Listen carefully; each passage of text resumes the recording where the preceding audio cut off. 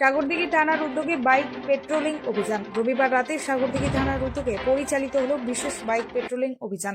সাগরদিঘি থানার ভারপ্রাপ্ত আধিকারিক অভিজিৎ সরকার সহ পুলিশ কর্মীরা এই অভিযানে অংশ নেন। এদিন রাতে থানার পুলিশ সাগরদিঘি বাসস্ট্যান্ড মোড়, স্টেশন সংলগ্ন এলাকা, প্রধান রাস্তা ও বাজার সংলগ্ন গুরুত্বপূর্ণ স্থানে বাইক পেট্রোলিং চালান।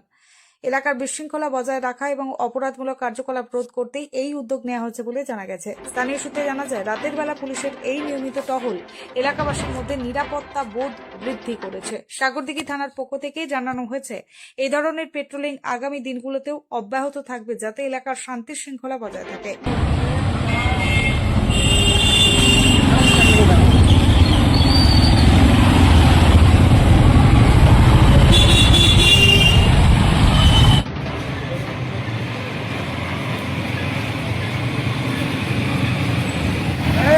তোমরা ভিড় করো না, দাও।